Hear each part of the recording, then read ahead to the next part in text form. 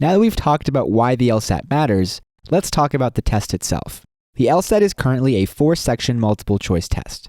You get 35 minutes per section with a 10-minute break between the second and third sections.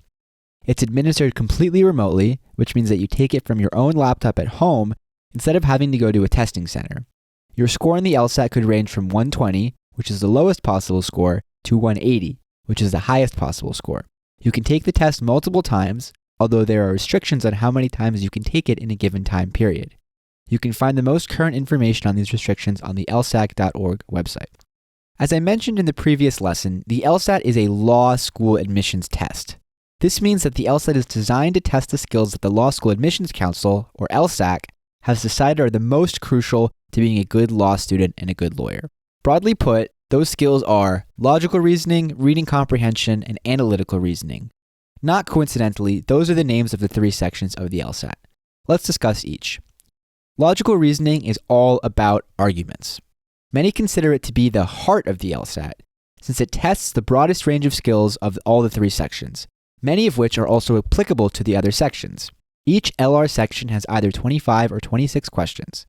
Each question has a short passage, which usually contains an argument, and a question that asks you to analyze or manipulate that argument in some way. Then pick one of 5 possible answer choices that best answers the question. Reading comprehension is pretty much exactly that. It's testing your ability to comprehend what you read. You'll be given 4 3 to 5 paragraph passages per section. You'll have to read each passage, and then answer anywhere from 5 to 8 questions about it. These questions could range from asking you what the main point of the passage in general is, to asking you to identify the function of specific phrases or sentences in context. You may know the analytical reasoning section by its more common colloquial name, logic games. You'll be given 4 games per game section. Each will have a certain setup which will outline the pieces, game board, and rules of the game. And then 5 to 8 questions that will test your ability to figure out where different pieces must go on the board based on the rules. This is probably unlike anything you've seen before, so if you're like most people, including me, you're going to have a very bad time with this section the first time that you try it.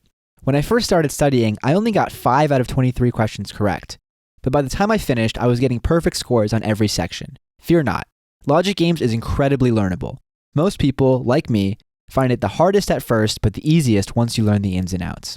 You may notice that I said the LSAT was a 4-section test, but I only described 3 sections. That's because of something called the experimental section. The experimental section is how the LSAC tries out potential new questions and sets the curve for future tests.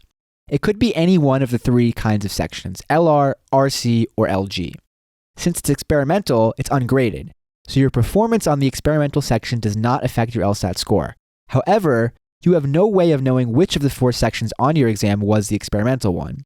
Therefore, you have to treat every section like it's graded, and you won't have to worry about which section is experimental.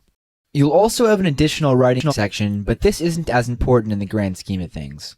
The writing section is technically the 5th LSAT section, but you can think of it almost as a separate test, since it doesn't affect your LSAT score and you only have to take it once, regardless of how many times you take the LSAT. The section will give you a short prompt describing a situation for which you'll have 35 minutes to write a response arguing for a position of your choice on the issue. Your response will get sent to law schools along with your LSAT score, so you definitely want to put your best foot forward on it.